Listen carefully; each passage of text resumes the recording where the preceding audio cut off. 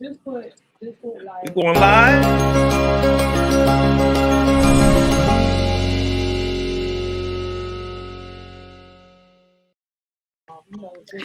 Eric Range, what's up, brother? Happy Friday to you. Happy Friday. Happy Friday. You know, one of our favorite days of the week. Absolutely. How are you doing there? I can't complain, man. I made it through the week. It's been a long one, but it's all good.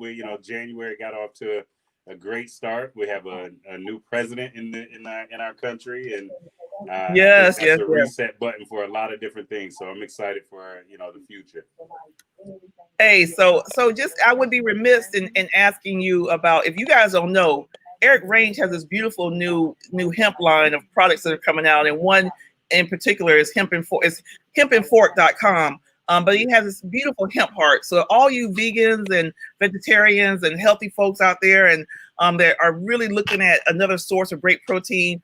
How's business going? How's things going with Hemp and Fork? It is exciting. I'll tell you, we just launched our first product in November, and it's definitely picking up steam very, very quickly. Our hemp hearts are in fact, I just signed up a new retail location up in Tallahassee. It's a Black-owned hemp. They're called what's the name? Hemplade. It's a vegan cafe and juice bar. So awesome. We just signed them up. They'll be carrying our products both, on their shelves, but then also incorporating the hemp hearts in their food. So it's just exciting, man. We got a lot of things on the horizon. Some new products coming out later this year. So it's just it's a different pace. I've been doing a lot of consulting over the years and still doing that, and that's picking up too. But the Hemp and Fork space it keeps me pretty busy. So I'm excited for it, man. And thank you for giving us that shout out. Yeah, give me a shout out. We got to, because this dovetails into who we have on our show for today, because I'm so happy and so excited. Because who does not love going to Vegas? And the first thing that happens when folks go to Vegas is they're like, oh, where do I go? And what do I go buy? I got to go get my stuff. I got, and Vegas, as you guys all know, is an adult use and medical market. So we're super proud today to have as our guest. And more importantly than adult use and medical marijuana, I mean, Vegas is the entertainment capital of the world. You know what I mean? Like what's that famous saying? What happens in Vegas stays in Vegas, right? Yeah, that part.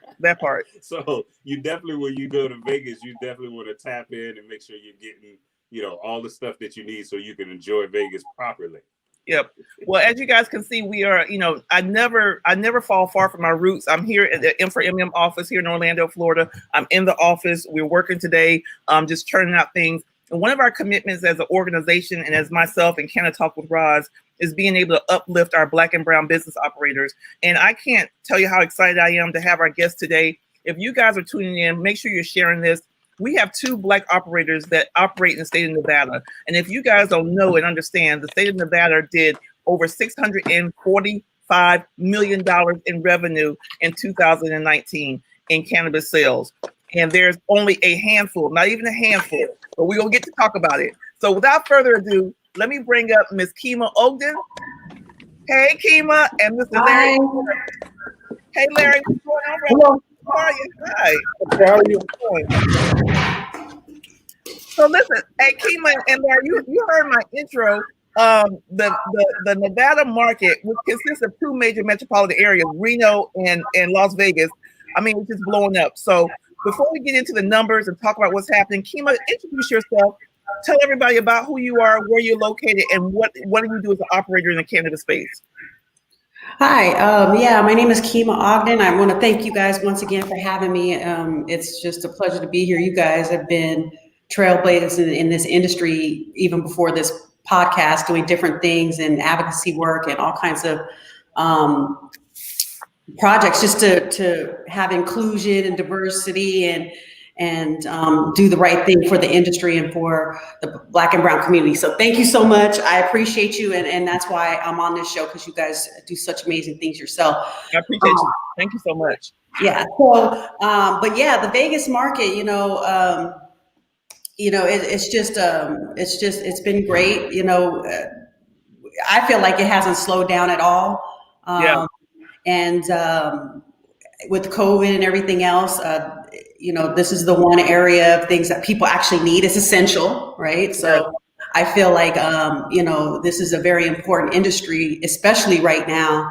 And here in Nevada, we're thriving as far as I'm concerned. I think Larry can speak for his side of things, but what brought me into the industry in general is just I was always in health and wellness. Was always a passion of mine. I was a business owner prior, and it was in having experience in business ownership and health and wellness. It just was an easy transition for me to focus on something that's going to help people. And I do a lot of philanthropy work as well and nonprofit community work. So it just was a no-brainer. And you have a retail, you have a dispensary. The name of your dispensary again? The dispensary is Top Notch, the health center. We also have we're vertically integrated. I have a cultivation as well on property, but Top Notch, the health center is here in Las Vegas. We're located off the 95 for the local people, right off of Stephanie and the 95. So awesome. Hold tight. I want to make sure we get Larry in. Larry, introduce yourself. Tell them about who you are. We know you're in Las Vegas. Tell them what you do in the space, and and we're going to get to learn more about you, brother. Well, hello everyone, and thank you for having me again. My name is Larry Smith. I'm one of the co-owners of G5 Cultivation in Las Vegas, Nevada. I'm born and raised in Nevada, like Kima. And first of all, let me give a huge shout out to her because she supports G5. They purchase from G5, and I can't say that for everybody, that looks like us. And I'm throwing shots right now. I'm keeping a buck. But she supports, and they have a good clientele over there, good base. They support the locals, and I think I'm on the same position as Ms. Ogden. Is that it's a health. She's about health and wellness, and that's what G5 is truly about. I know people think about getting high or whatnot, but at the end of the day, we know that this is helping a lot of people get through some times. And it's not the stereotypical lazy man's. I'm myself. I had other businesses before I got into cannabis, and I smoked. And it's not. I was nowhere near lazy. Made a lot of money. Doing my other businesses and going home and smoking and relaxing and enjoying myself. So, but born and raised in Vegas, and I'm super proud to represent the culture. It's not a lot of us in there, so it is nice to see other people that look like me. Not to throw shots at other people on that front, but it's nice to see other people, and especially to see women in the industry. To be honest with you, my wife really runs the cultivation. She runs the show. I'd be lying if I didn't say it. So, I mean, she really runs the show, and she's a huge part of what happens at G5 Cultivation. Man, that's awesome. Can you talk to us a little bit about, like you said that, you're from Vegas, and let's take it back up, 4 or 5 years when we saw the medical program come in. Did you come in under the medical program or the adult use program, or what kind of made you say, you know what, I'm gonna use my resources and I love this plant enough that I want to be on the business side? I came in on the medical side. I was there on the medical side. I had to go up to Carson City and fight a little bit because once they realized the medical side wasn't taking off as fast as they wanted it to, they wanted to go ahead and really push to go ahead and get the recreational side through, which I understood. But I felt like they made a really big mistake in the beginning of attaching your gun rights to your medical card. And a lot of people didn't go get their medical cards. And what they didn't understand, and what they don't understand, is they pay more taxes if they don't have a medical card. But there was a little fear going around, that, hey, if you get a medical card, you're not allowed to have your CCW. And this is the wild, wild west in Vegas. I mean, people want to have the right to bear arms. Guns, right? Yeah. So that kind of hurt the medical program. And then it's ironic that when COVID came back around, it was ironic how funny the medical program, how essentially we became essential really, really fast. So I just, and I have a problem. I do have a problem, and the state doesn't like when I say it, but I wish more people got their medical card so they wouldn't have to pay the taxes on it, and it would be more affordable. Because all it does is create a black market out there. It creates a market to where people are going to go out there and still get their supply from the black market, which is, to me, now that I'm on the testing side of cannabis, you realize how much is in those plants that are in the black market that people don't understand what they could or could not be smoking. Absolutely. Hey, Kima, what about you? How'd you enter? Or what kind of? I know you talked about a little bit about your past, but did you enter on the medical side or the adult use side? And then coming in as a vertically integrated business, kind of what gave you that frame of mind of knowing that you wanted to be able to control your destiny from the top down?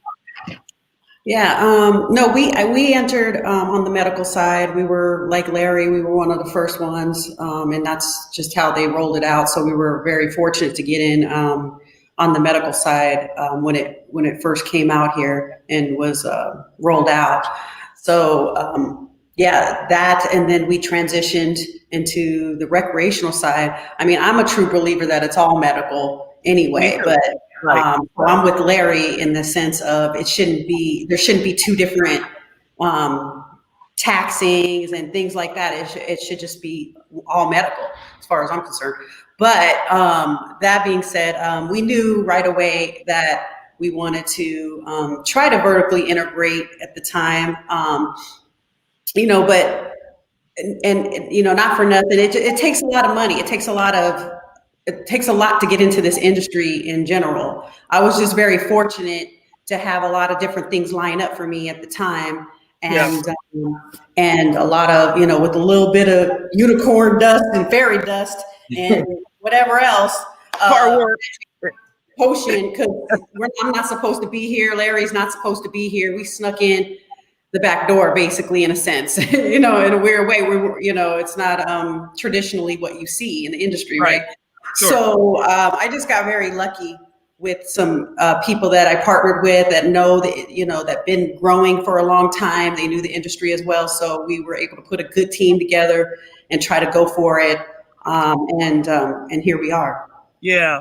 Can Larry or Kima, can you talk about, just give, for everybody that's on here, we all go to Vegas. We want to, when COVID lifts, we're going to go back to Vegas. It's going to happen.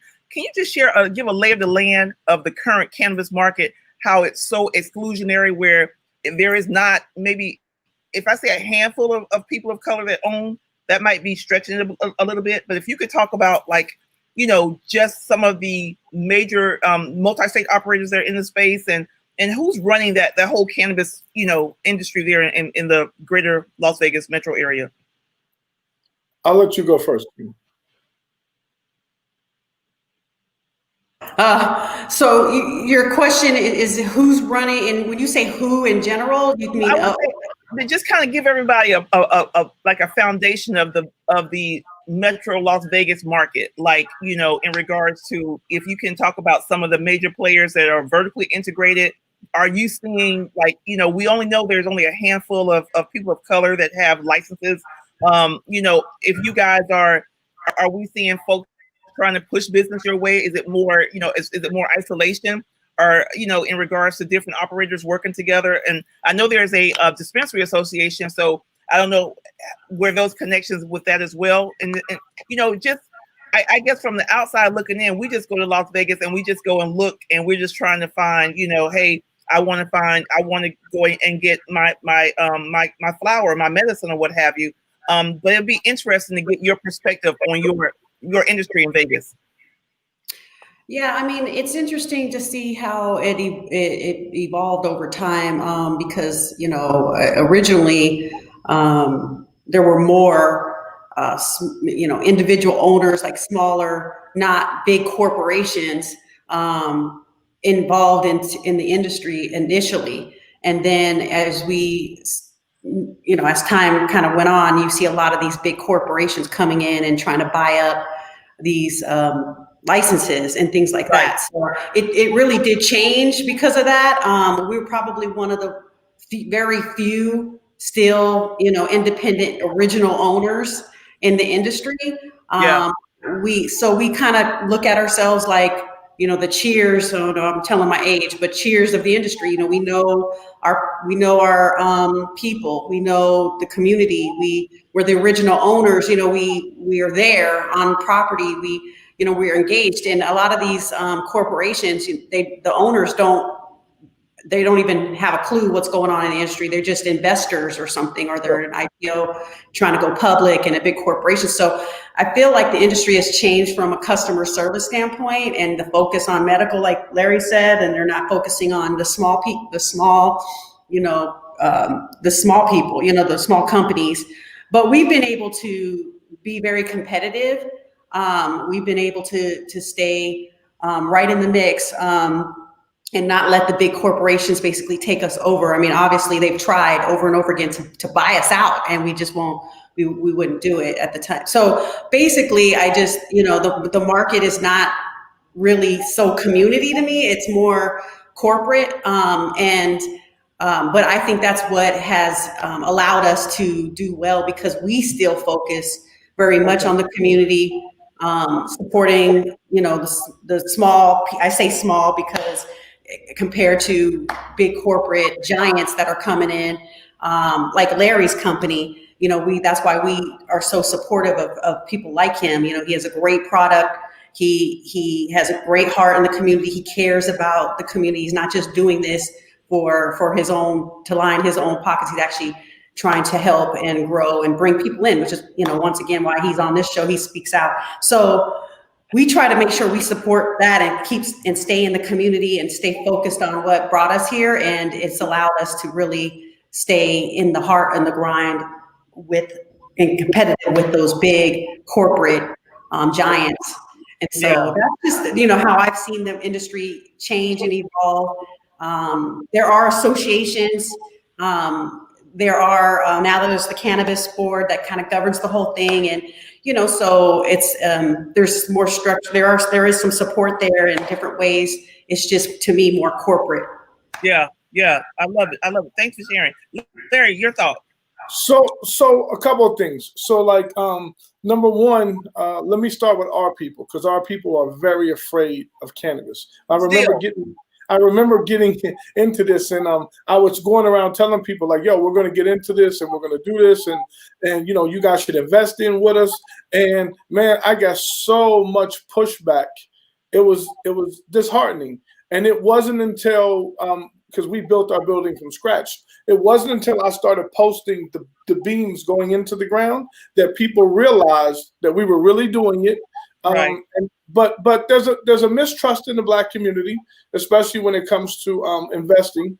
We want everything instantly, and then especially in cannabis, it's like I've had to explain to people, like when they're doing investments, I'm like, well, it's going to take us a minute to get everything going and rolling. They're like, what do you mean? Like cannabis is like right away, like you grow the plant, you sell it, we get the money. And I'm like, it's not like it's not like us driving to the Bay Area back in the day, picking up a pack and bringing it back and selling out your trunk, and then you get the money and take your re-up. I'm like, we're not flipping money. I'm like, I have a power bill. I have rent. I have overhead. I have employees.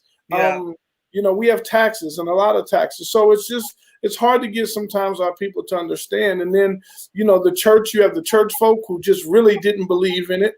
That when I'm talking about the investment side, because I went to preachers, I went to everybody and said, listen, we're going to get left behind again. And the sad part is that I would see groups of, so my other business is a factoring company. We purchase MRIs and medical liens, and so it's a factoring company. We buy money, right? So sure. I would see these attorneys and doctors that I would deal with in these meetings, and I would be like, they're in groups, and all they did was put their money together and they formed these groups. And when it comes to us, it's like nobody wants to put in. And I used to be like, yo, it's a mathematical number. If Kima gives me, $1 million and I put in 100,000 and you put in 50 and you put in 200,000, Eric, then you know what? It's a mathematical number of what percentages we have and shares and whatnot. But nobody wanted to do that. And it's pretty sad. And I feel like there's a lot of opportunities coming in other states, and we're still not doing it. We're not putting our money together and investing in having our own hedge funds for us to go ahead. I just saw Jay-Z did something for $10 million, which is nice. You know, Yeah, but I want to see execution. I would love for you guys to talk about that because it's nice. It sounds nice. It gets good pull.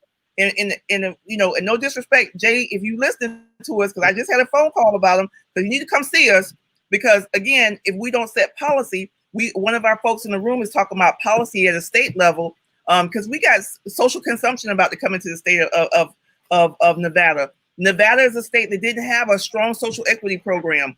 You guys got in, you didn't have any type of like, you know, front of the line, reduced fees, nothing of that nature. It was Kima, Kima, go ahead.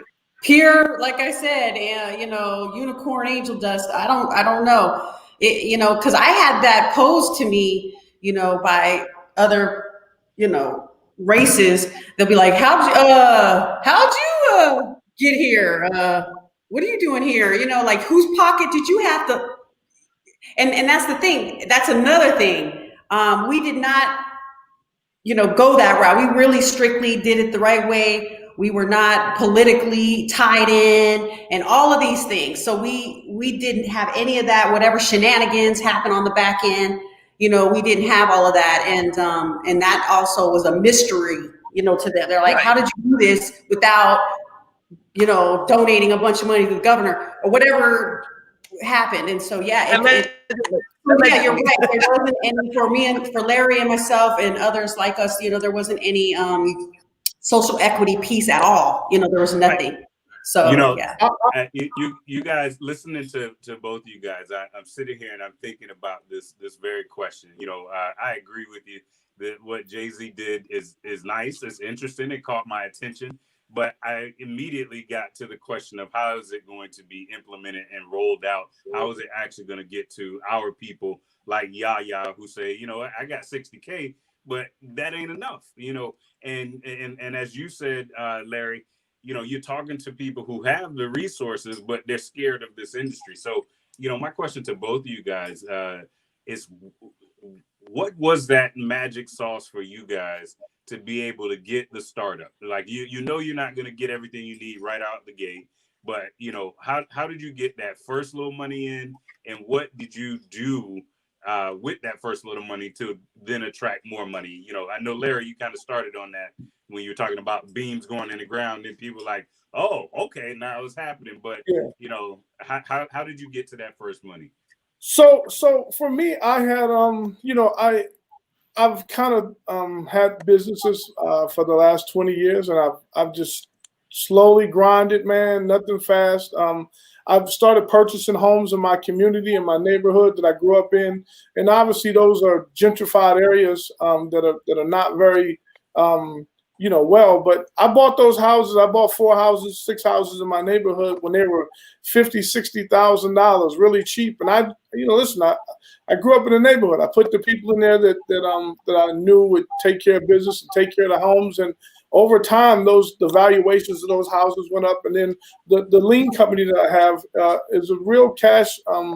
It generated a lot of cash for me. And funniest thing is that I've been betting sports since I was 16. So I probably averaged about $500,000 a year making money in baseball. And so it just so happened that year I had won about $500,000-$600,000, and the sports books were kicking me out. And one of my biggest things has always been to take that money and do something with it. So I would take that sports book money and buy houses, would take money and put it into my other investments, my stuff that I have in Costa Rica, stuff like that. So I've always been able to invest in things. And so for me, honestly, I was hoping that the county or state didn't accept my license because I was going to sue. I had already had my mind. I'm suing everybody. I'm like, I have all the criteria.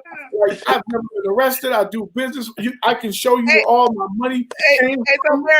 So Larry, when you how'd you find out? Did you get something in the mail, email, when you got notified that you got your license? Like, walk us through how that, like, I think they sent us, I think we had, I forgot exactly, I think they sent something, or you sent them, I forgot exactly what it was, but. They sent us a notification in the email first, Larry. We didn't get it.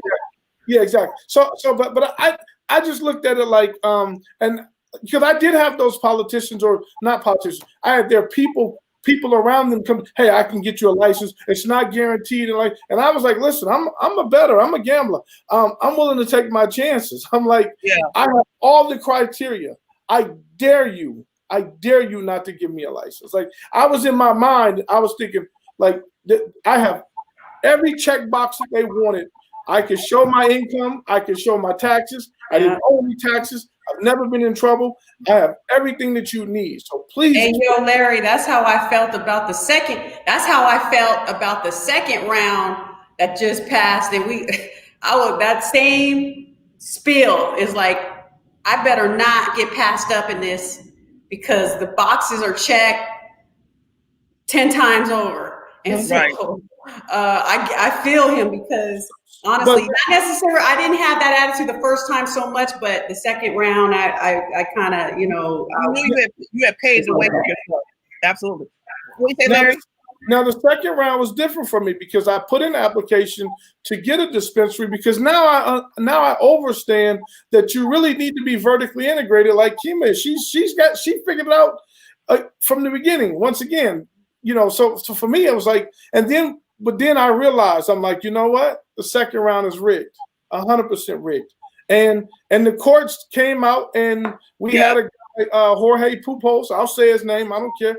It's out there. It's in the news. It's out there. Yeah, 100% rigged.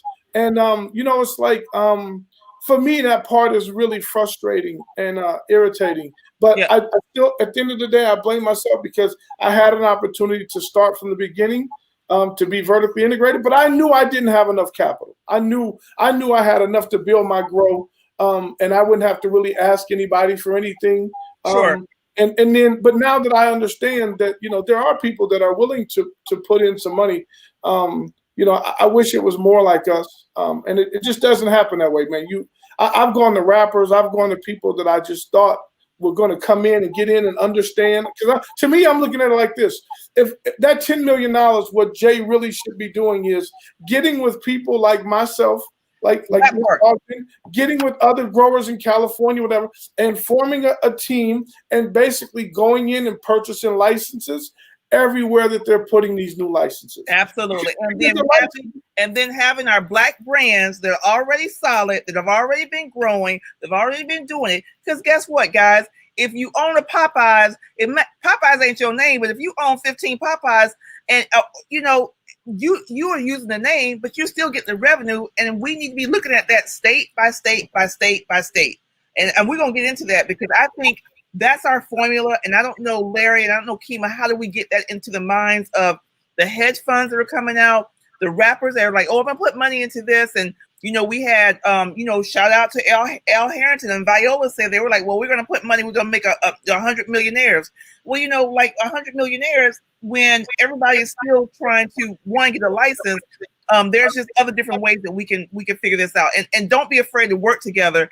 I know that we're in competition, but I love the way that Larry and Kima, you work together and support one another. And that's going to be my next question. For your area, you guys are cultivating. Kima, you're vertically integrated. Larry, you have a cultivation center. Are you seeing other how do you market and how do you get the word out about your product and get pulled through? And are you seeing that where they are pulling and buying from you from a wholesale perspective? For me, I have my relationships. So I'm partnered up with the rapper Cameron, who's, let me take that back. I said that wrong. I partnered up with the businessman Cameron. I don't want to call him a rapper no more because I understand that he does good business and he handles business. Cameron's a businessman who happens to be a rapper now, right? So so we started a brand called Pink Mink. Obviously from his, some of the stuff he's done in the industry, in the hip hop. And so that's been kind of my take, is to get guys like him. And then I have another comedian by the name of Darren Brand, who's a comedian. And these guys are like socially out there. Like they really go out there. They're really about the culture.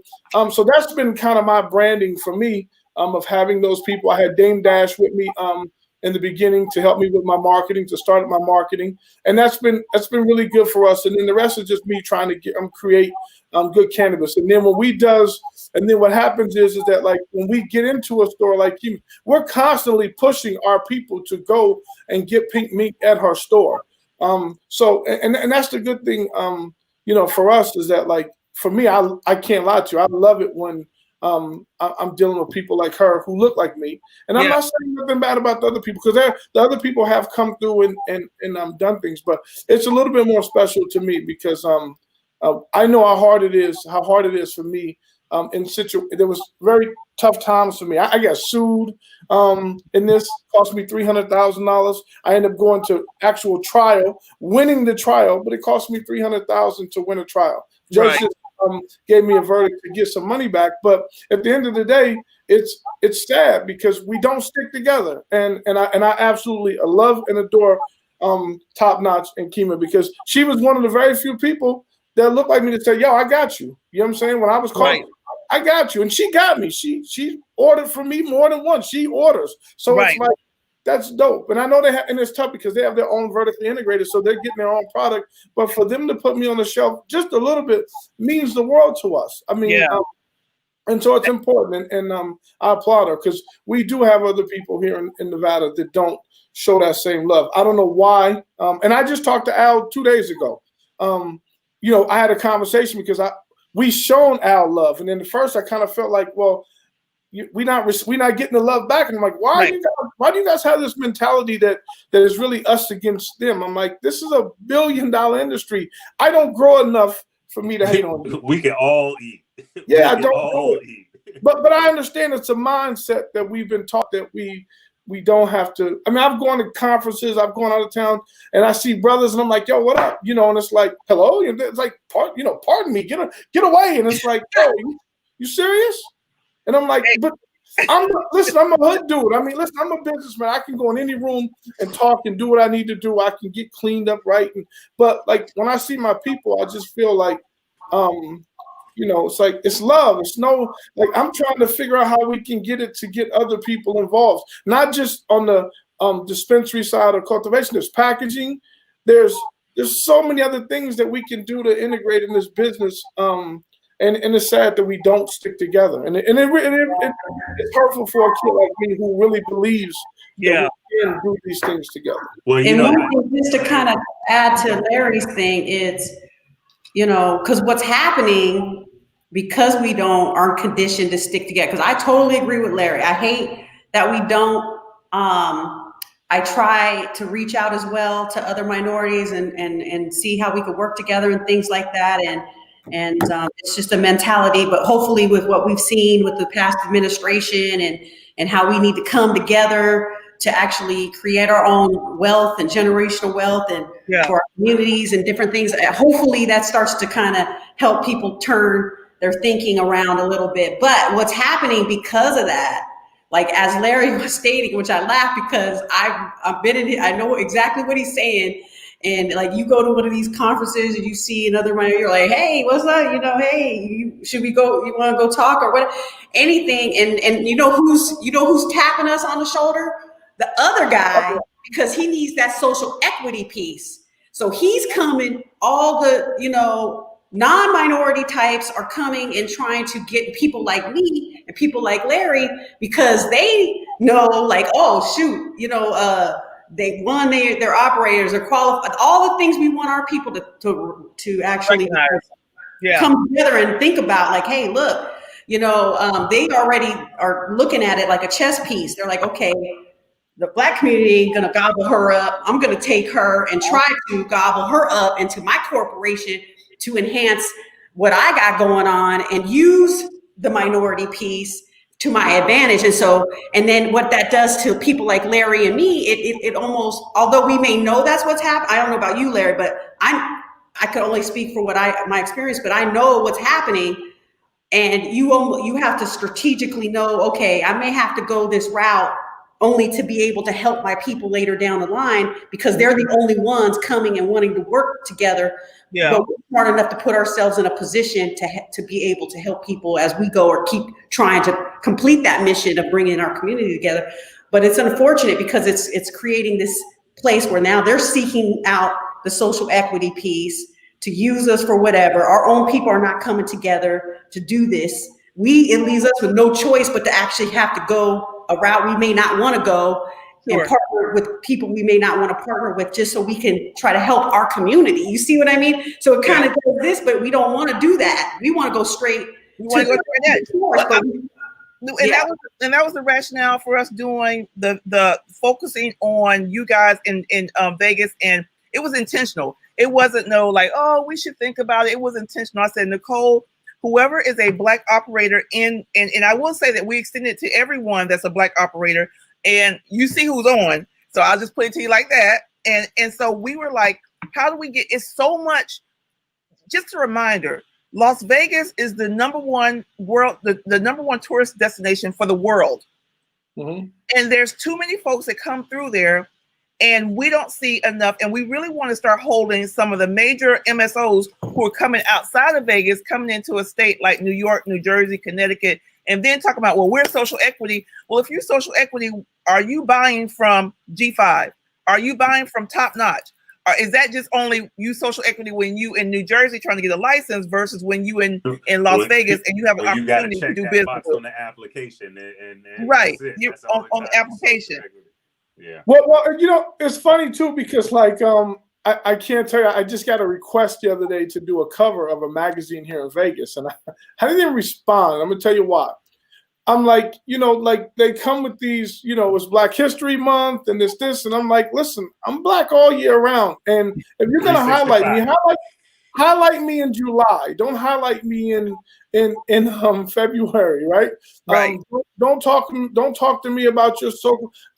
Listen, I'm an African American grower. I'm a grower who happens to be African American. Listen, I'm a Black owned company, but when I do business with Kima, I have to do business the correct way. I'm not coming on no BS. I'm coming straight for. I'm going to handle business the correct way, the honorable way, right? I want you to understand that my company is honorable. We're going to do the right things. We're going to handle our business, but at the same time, I'm not going to let you use me in February. If you really have respect for my company and what we're doing, because they're not doing anything better than me. I promise you that. Their cannabis isn't any better than mine. They can say what they want to say, but put me on the cover in July. Don't put me on in February. That absolutely. Absolutely. So you're just saying I'm good for that month. No, I'm good. I'm better than 95% of you in this game. And I did it when I said myself. We did it. G5, my team, not me. I don't mean it to me. We did it. We did it without the help of those people of making contributions. Because I started doing that, Keem. I really started. People started. Hey, you got to make a contribution to this person. You got to make it. And then I was making those contributions. When I needed help with the power company, nobody was there to help me. So I was like, what am I doing? I'm like, no, listen. I dare you not to give me an application. I'm going to go another route with you, and it's just frustrating because, we've been in this industry for a long time, whether it be legal or illegal. There's a lot of people that have done this before us that are in prison, that are in jail. And for as far as Black people, I'm going to say it again. We need to start educating our children now because in the cultivation, it's different for us because we have plumbing. We have AC, we have electrical, we have we have engineering. We have so many things that our kids can be a part of to do this. And when we built our building, I tried my best to use African-American companies. I used plumbing company, African-American. My drywall company was African-American. My engineering was African. I mean, we try to use those resources, and I think it's time we let our kids know that the plant is science, it's biology. So we need to get our kids into those things to understand. If you can grow cannabis, you can grow a tomato. Yeah. And the way the world, or vice versa. If you could grow a tomato, you could grow cannabis, right? Yeah. So the way the world is going is, I think it's time we get back to our roots a little bit and start getting our kids to understand that the plant grows 2 inches a day. I always say that. So it's time we get our kids and our youngsters to understand, forget the taboo about getting high. And there's so many medicinal reasons for this plant. And we got to get in the game and stop being afraid of each other. And but I will say this, when we do get in the game, we got to come correct. We got to come right. We can't come with the BS and no egos and do clean, honorable business. And I want to add to Larry real quick, because one thing I want to be clear about, and because I hate when people like just assume, oh, you're a Black owned company and, we should support you. No, support me because I'm a good company. Absolutely. I'm a good company. I got good quality stuff. I'm not asking for a handout. Yeah. I'm not asking for favoritism. I'm just asking for the same shot you would give anybody else. Yeah. And that's why Larry is 100% on it when he's saying, you know what, come correct. Because just because you're minority owned doesn't mean I have to buy from Larry. Okay, don't get me wrong. I want to look because he is minority owned. I respect it because, like he said, I know what he had to do to get here. He had to work twice as hard. He had to be twice as smart and all that. So I know, and to me, that's impressive already for me to take a look and be like, oh snap, you know what's he got going on? Now he backs it up because his product is really good. You know, and so we're not doing him a favor, right? He doesn't. He earned this. You know, it's synergy in there. Right. But he said he's not lying about that. He can compete with the best of them, but it's just about giving people a fair shake. You know, and so when people are business owners, that's the one thing I don't like. When I go to these conferences, I feel like there are people in the audience that feel entitled because we are African American, and they're like, "Oh well, how can I get in?" Not everybody. Just because you could bake, you shouldn't own a bakery. It's just business in general. You need to start with that. No, business is business in general. You just so happen to be minority, and you should be a business owner first and be a really good one. And then on top of it, you know, you are a minority, and hopefully, you know, people give you a fair shake, and that's what we're trying to push for is that part, you know. But be good at what you do, you know, be on top of it, educate yourself, know the industry, know the ins and outs. If you weren't a good business person before this, you might not everybody is designed to be the business owner. Like Larry said, there's other areas that people can get involved in this. And I think the biggest advice I can give a person coming in or trying to get in here is know your lane,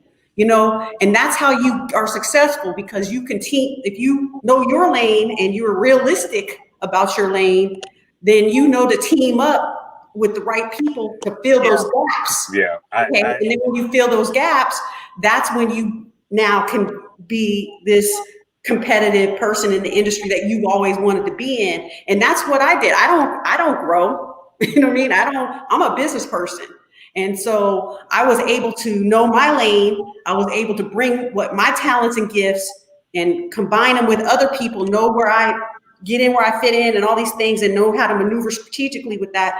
And that's what happened. And so I just give that advice to people out there. Don't think because you're a minority that we just automatically should get stuff, or we should use you, or we should support you, or whatever. No, you got to be on top of it too, and even more so than the next person. I would say we would, but I think there is a information gap through this because cannabis is siloed state by state by state, and there has to be a mechanism that gets out the information about operators that are doing great things in their state. And this is my kind of pivots to my next question. What do you see, you guys, Larry and Kima, in regards to the future of what you're doing? Have you are you thinking about expanding outside of your state? Are you looking at other opportunities? What do you see yourself in the next 2 to 5 years? I just put in we're putting an application in OKC, and we know it's crowded there, but we feel like the branding and the marketing, and we feel like we are the culture. We feel like we can have the right marketing. We have enough people behind us that's willing to push this, they're willing to give us a chance. And then I'm trying to do something in Denver right now. I'm in negotiations to buy into a cultivation and dispensary, and there's no secret. I mean, I put it out there what I want to do. It's taken me longer than I wanted to. I expected to. It's because of the finances, because I'm financing it myself. I'm bankrolling. I have a couple other partners with me that we're doing. Listen, if I had a hedge fund, man, G5 or whatever pinked me, we would be rolling all the way through. But I understand that things take time, and then usually people want to get on once you go. But trust me, I've gone to those conversations. And someone put in there earlier that $60,000 is not enough. That's the problem, is that no, it is enough. I mean, listen, as long as you're doing good, clean business, and you're being honorable with it, and you're handling business, and that $60,000 goes towards lights. It goes towards something. So there is room. As far as us, we just have to structure it the right way to come in because I'm seeing all these people. Trust me, when they don't have more than us, I'm going to put it out there. They don't have more. They just have enough friends, or they have enough hedge funds that they can go to get that capital. You know what I'm saying? And we're just so afraid, man. Our people are so afraid to put in. And Larry, it's something like, they have the, minorities don't have that access to go and get capital all the time, and or even go when they fail to go back and get more money and so on. So that becomes a difficult thing. But I think when you boil it all the way down, right? A good business is going to be a good business. You can have access to capital, but if you don't understand how to operate your business and make that capital make money for you, you're just going to be burning money. And eventually that well is going to dry up. So, I think something you guys said earlier was so key in terms of just, building a good business and doing good business and letting that be, how you fly your flag, if you will, and letting that be what represents you and stand up. Because, I say it all the time, like I love to support Black-owned businesses, but what I'm not going to do is just give an exception because you're a Black-owned business. Like, I'm coming to you for a reason and a purpose. You either serve that need or you don't. You know what I mean? What you say, eat? I'll give you one shot now if you miss that shot. Right, you know how I do too. You know how I do. I give you one clean shot, and then after that, you show me. But we have to set up good business. And I think Kima said something earlier. I'm actually in the middle of editing a book that I got coming out next week. And, one of the things that I say in that book is I challenge people when they start businesses to really think about what role you want to play in your business. Not everybody who starts a business has to be the CEO. You can own your business and not be the CEO. If you need someone who has a different skill set, who has that skill set to be able to play that role, then you have just done yourself a good, service so you get your return on investment, so that you're not just going out there saying, I'm going to be the CEO. I know it. You know what I mean? You bring people in who can help navigate through that, and you play the role in your company that's going to help y'all get to where you got to get. And that doesn't, that means you might not be the best grower. Yeah, you might be able to grow, but can you grow commercially? Are you the best person for this job at this time? Are your skill sets better suited somewhere else to help move the needle? And you just gotta take that ego out of it, man. So there's two parts. I'm sorry, there's two parts. I agree with what you're saying, but I do think people of color do have money. I think we just hang on to it a lot more. We don't want, because what you said, if we lose it, they feel like we ain't never getting it back. And the one thing that I've kind of one of the mantras for me, and I've told my kids, is that we don't worship money. We're never going to worship money. We're gonna make money worship us, if anything, right? So if you don't chase it, we're gonna make it chase us. Yeah. And what I found is, if we do good, clean, honorable business, and we're upfront, and then the other problem that I see with our people is it's the instant gratification. They believe that if I give you $10,000, I need to see it in 2 weeks. Well, it just doesn't work that way. My power bill in the summertime is $20,000. Like, that's an expense. And then but the people that the people that do understand. So I'll give you as the best example I can. And this is when I realized that our people don't really understand the value of the money as well. So in my lean company, one of my good partners is Jay Cutler. He's Mr. Olympia, 4-time Mr. Olympia. When I explained the lean company to him, and I said, listen, I'm going to give you a 10% return every year on your money. This is how it works. It's very simple. And he was like, okay. He put $100,000 in. The first year, his return was $12,000. I went to my same brothers and said, hey, that I knew had the money, put it up. You get a 10%, 15% return on your money. I showed them literally checks of how it works. And they were like, man, that ain't no money. I'm putting up $100,000 to get $15,000. Man, I can make that. You're like, yo, listen. When they say they're making money in their sleep, they're literally making money in their sleep. The lean company checks come every day. Every day is the 1st of 15 for us on the lean company side. And then at the end of the year, when you look up and you're like, damn. And then after that happened, Jay Cutler ended up putting $500,000 into my company. And he understood the value of what he was making off of his return. Number one, they didn't trust me, right? And then, finally I got brothers to start putting in smaller money. And then they realized I should have been doing this, man. Yeah. And they get their checks on time, and they do. And it's like you said, man, we got one chance, and if we ruin that chance with them, it's over. Done. It's over. It's over. Yeah. Yeah. So for me, that's what I always, when I mean, let's do good, clean, honorable business. If we're doing something that's good, and I get a check in, and I'm supposed to cut you, Eric, a check. My job is to cut you the check. It's not to take your money, hang on to it. It's to cut you the check. So then that way, I'm trying to build. I always tell my son, we're trying to build the confidence of the people to let them understand that we've been lied to and that they make us like we're not good business people. We really are good business people. You know, we have to just execute good business practices and let people know that you can put in, we can do $100 million hedge fund and we go out and do what we're supposed to and then pay our dividends like we're supposed to. If you don't worship the money, it shouldn't be a problem. Absolutely. Kima, what about yourself? When you look at these states that are coming on board, and I will tell you that we have some opportunities and we'll talk offline about it, but we're going to these states and we are slowly but surely getting people that are residents in, like, we're going to do a boot camp in Michigan. And we're like, listen, instead of you trying to make Roz's dispensary, team up with someone who's done it before and that you guys are able to bring those two skill sets together. Yourself, Kima, what do you see for yourself in the next 2 to 5 years? Yeah, no, absolutely. That's so same here as like Larry, we are trying to expand out into other states. We have applied in different states as well. And you know, once again, you know, this is a lottery, so it's tough, and every state has their different process. Sure.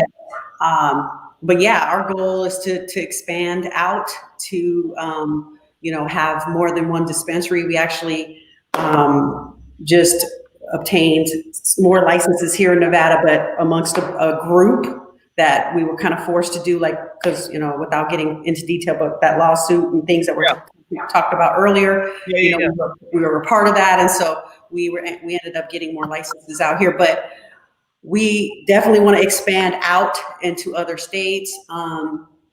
And we're trying hard to do that now and expand and just keep growing and keep it pushing. What do you guys think about, if you had to talk to some of the lawmakers on this social consumption deal, what do you think about, what would you like to see? I think we've been talking behind the scenes with Nicole and some other folks in Vegas, you know, the social consumption license. What would you like to see? Go ahead, Kim. I you know, I feel like, you know, you definitely want to see inclusion and opportunity for different layers and levels of involvement. You know, you shouldn't have to open, you know, a big mega store or some type of big facility to be able to just get in on the ground floor. So I'd like to see that. You know, I think it's too early for me to kind of determine how I feel about the consumption lounges because there's still a lot of stuff that's unclear. Who could operate them? How does that work with dispensaries? Are they going to be their own? You know, there's a lot of questions there for us. So I feel like, if, you know, I'm not sure if I'm for or against it until I know the structure of what they're proposing in a more solid way. Because we've heard different things, you know, throughout this process of how they want to structure this. And so I think, you know, I'd like to see inclusion, like I said, owners that have actually been able to be successful in this industry, have fair process to be able to you know, be a part of any piece we want to be a part of. Like Larry said, we have the numbers don't lie. You know, if you just look at a piece of paper and a number and the checkbox and numbers don't lie, they don't. So allowing us to be a part of it if we choose to, as well as other minority groups. Absolutely. And I think, and then I want your feedback, Larry. I think the opportunity is that we should be asking our dispensary, especially our smaller ones, what would you like to see? Because we are, as a as M4MM and running M4MM, we do want to see, we want to make sure that folks that want to operate or be able, if you're a barbershop and let's say, for example, you want to have consumption on your premise, not to sell product, because we still want that product perspective to go through with the folks that are licensed or what have you, but for you to, for me to have the freedom to get a license that allows, if I want my customer base to be able to consume, they're able to consume on premise and not do it and not get harassed. And so those are some of the nuances that we've been talking about, but would love to maybe offline talk more about it. Larry, your thoughts? What do you think? I'm with Kim. I feel the same way. I feel like I don't really know enough right now about the consumption. But what I do know is that I just hope that if we are allowed to give them, when I say we, I mean the minority community are allowed to get these, let's not harass us. Let's not. Right. Let's make it because I see a lot of times when they do let us in, there's a harassment. And I just hope that if we do get in the game, make sure that we're conducting our business the correct ways, doing the right things, handling business, representing culture, and then making sure that they leave us alone when it comes to that. So if folks want to, we have some folks I think that are on today, and I had one person in particular. Shout out to Coach Harris on. He's out in Nevada that want to take a tour or want to you guys how do you when you have job openings, how do you post that? But also if people want to just be able to see your cultivation site, I don't know if that's something that you do, or just being able to give folks an understanding of how you how your business is set up, not all the intricacies, but does that come up a lot from people from the Black community want to kind of understand more about what you got and how you got it set up? For me, yeah, people always want to take a tour. The problem with that is that, and by me not being a grower and me learning the hard way is that it's not very good for our plants. I try to keep it minimal contact as possible. So I used to give tours a lot. Now I don't give them. I try to keep people out of my building, and it's not to be rude or just. It's just that people can you can bring in bugs into the building. You can bring in viruses into the building, and so our facility is very, very clean. If you look at the protocols that we have in our facility, we're already thinking federal level. So we've been doing it from day one. Sean implemented things that masks. We've been doing masks. We've been wearing suits, and we change our suits every single time. It's a headache, but you know what? It keeps the cannabis clean. So we really try to stay away from doing it, and it's heartbreaking sometimes. In the future, the next one I build, we really thought about the next one we build. Let's build glass around so people can actually go around, so they don't actually have to go in the grow, but they can see it. So they can see it. So it was all new to us. We were just learning. So. Well, I think there's something to be said. There got a lot of people that are watching Canna Talk with Roz right now.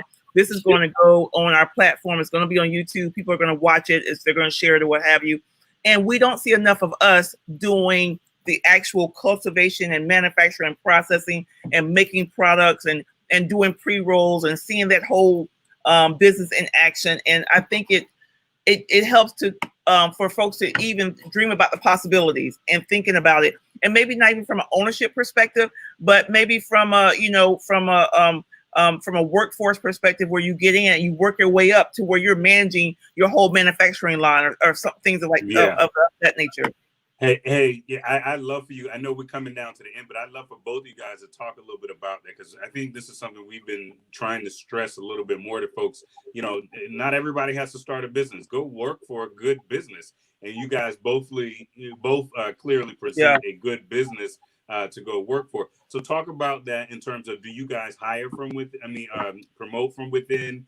How quickly can someone rise through the ranks? Are we talking somebody coming in at a minimum wage salary? Can you talk a little bit about that for both of you guys real quick? Well, we like our dispensary and our representation to represent people who actually partake in cannabis, and it's everybody, right? So we're very diverse. We have a lot of minorities, but every type of person is in there. That's who partakes in cannabis. I just the stereotype of smokers and things like that are so far fetched. It could be an attorney all the way to your grandma, to the guy on, to your doctor, everybody, the pastor next door. So, so it's that's what we like to have as a representation in, when they come in and who they see themselves. Yeah. So, we definitely try to do a lot of inclusion. Actually, our manager of our dispensary is a woman, African-American woman. She's been there. She actually got promoted within. And so we do a lot of that. And then we try to, as we expand out, we try to just work in-house with people, but we do a lot of training. I mean, this industry, nobody had experience. Most growers might have from the black market and things like that, but retail, the different types of products, the different type of information that's now available that we have to actually talk about and process, everyone was new to it. So I just encourage people who have never been in this industry before to try it. Everyone was where they're at, Yeah. And we do hire people without experience. We train on the job, and so we're used to it. Like I said, we've been doing it. All of my people, the majority of my people that work for me, I've known them pretty much all their lives. They didn't know anything about cannabis. We had people that came in that taught them. I have friends in my neighborhood that grew up that we basically paid them to learn how to grow cannabis. What I think is this is what I mean by letting our kids know that we pay our cultivators really, really, really, really, really well. And listen, there's an industry for our young kids to get in this industry and make a lot of money, because if they're very good at what they're doing and growing it on a commercial scale, they can make a lot of money for a long, long time. And so, so we definitely promote it from within. I've had people from the outside come in, but when it's all said and done, the majority of my people I'm gonna say it, they're from my neighborhoods. It's just what it is, Absolutely. So as we wrap up, guys, I just want to first and foremost thank you for giving me an hour of your time out of your day. You don't have to do it. The fact that you do it, we appreciate it. We're committed to uplifting our Black and brown operators in the space, not only on the full cannabis and legalized side, but also on the hemp side as well. So want to make sure that we talk about, we have that opportunity to do that. If you guys could impart just words of, how can we continue? First, we put your website up of people, how they can find you. But is there any words of wisdom that you can leave? And then how can we uplift your business? We can share your website. We can, do you do anything special in regards to on a marketing side?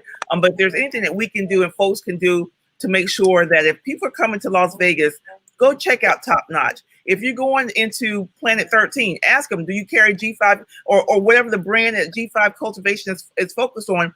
Ask them if they're carrying it. If they're not carrying it, you have an option of saying, okay, well, I'm going somewhere else that's carrying that brand. And I'll start with you, Larry. So, for me, I just tell people, don't give up. Be smart, handle your business. I mean, I didn't pay a bunch of attorneys to go do my license. We did our license ourselves. We read the paperwork. We checked the boxes. We did what they asked, and we went. They try to scare us into making us think that this industry is a lot more scary than it is. And I know there's a lot of backdoor politics, but at the end of the day, we need all that capital we can. And the only thing I ask is that you support us, and if you do support us, just give us honest feedback. We can't get better if you give us the old fire emojis every time. No, we don't. We want you to be honest. Larry, what's the name of Cameron's brand that you guys co-brand together? What's the name of it? Pink Mink. Pink Mink. I have Pink Mink and Big Baby Bud. So okay, so Big Baby. Hold on, I'm gonna type it into the. So folks, we're gonna be intentional. We want to give them the name. So Big Baby Bud, Big Baby Bud. All right. Then All right. We got that one. All right. Pink Mink, you can get Pink Mink in Cali right now. You can get it in Oregon. So we've been branding that to go other places. Spell it for me. Pink Mink. P-Y-M-K. M-Y-M-M-K. M-Y-N-K. Pink Mink. M-Y-M-K. Got it. All right. P-Y-M-K, M-Y-M-K, right? Yeah. And if you come to Vegas, it's not just us. I mean, Kim she's not on the strip, so you got to go find her, but she's more of a local spot. But listen, it's not that far from the strip. Vegas is small. No, we want to push people. If you come to Vegas, let me tell you something. I've met people in Vegas that when we've gone to conferences, so we go to the MJ Biz conference, we got all of our Info MM people out there. next time we go, we're gonna have a flyer that directs them to where to find you guys. I'm serious about it, because we have people that ask us, is there anyone that we can go do business with that's in the cannabis industry in Vegas? And they don't know. And so that's why we as an organization, this is why it's important for us, we endorse it and to support you and then put the word out there. Kima, yourself, any lasting words, parting words that you want to share with everybody? And then how can people best, again, be able to, I know you're not on the Strip, but come and do business with you. Yeah, like Larry said, we're easily accessible though. We're about 15 minutes from the Strip, so we're pretty easy to get to off of the freeway. So we do get a lot of people who come from all over to our location. So just please continue to spotlight people and what they're trying to do to help the community as a whole, and that are doing good business practices. I mean, that's ultimately what we do. So I thank you for that, and thank you for spotlighting the things that we're trying to accomplish. Just words of wisdom, once again, is just like Larry said, and like I said earlier, just do your research. Don't expect anything because you're a minority. If anything, you're sincerely the underdog, and just saying, hey, I'm a minority, I should be able to do this, that's not enough. You really need to be knowledgeable about what's happening from all aspects. And if you're not knowledgeable, then whoever's on your team needs to know what's going on. Somebody needs to be on top of the legislation. Someone needs to be on top of what business, the business part of it all. Someone might be a part of the funding piece. And so everyone plays their role. Like I said earlier, know your lane, figure out what you're good at, and then build a partnership around you, partner up with people that actually could help contribute to get you to the goal and where you need to go, and be realistic about it. And just like Larry said, don't be afraid. Yeah. Don't be fearful to team up as well with other minorities. Just have the same expectations you would have at any business. They just, if they're doing good business, and they're doing good business, team up with them. Let's. And on that note, Larry, you need to hit me up as well, because we probably need to brainstorm some of these other. That's what I'm talking about. 100%. I'm with you all the way, Queen. I promise you, I'm with you all the way. No headaches. You do good. I love the way you guys do business. You guys represent the culture. And I'm not just saying that. I'll say that when you're not in the room. I mean, it's very disappointing for me to have other people that look like me who, I've pushed their products and they won't push mine. That's just disheartening for me. And I'm at the point in my life where, it's sad. It's sad. And the mentality has to change in that. And, the way we look at it is we represent the urban Black youth of America. For me personally, I'm gonna rep them to the day they drop my casket, and I want to do it in an honorable way. And it's lovely. It's awesome to see people like Kima that really handle business, and her shop pops. When you go in there, you'll see what I mean. It's people in there. They're moving, and it's good, clean business. It's no fake. It's no BS. The product on point. The place looks nice. It's not a hole in the wall. It's done the professional way. If you take her out the picture, you would think it was one of their shops. You know what I'm saying? Right. Done that way. So and it's very honorable. I mean, you guys don't understand what that means to me as a young Black man to be able to go into those places and do business and handle business without the headaches. It's awesome. It's great. Without the headache. Like I said, I'm we have plenty of business with you, but I can't make exceptions. You know what I mean? If you guys don't get it, if you didn't hear nothing else, because sometimes you get an aha. Hear Larry when he said without the headaches. We gotta sometimes, figure out how to come together to work together and make it work, but not make it so cumbersome that you don't want to do business together, and make it so, everybody can eat. And I will tell you what my mother used to tell me: I take a percentage of something versus 100% of nothing. And so take that with you. Shout out to our folks that are here in Vegas. They're on Canada Talk right now.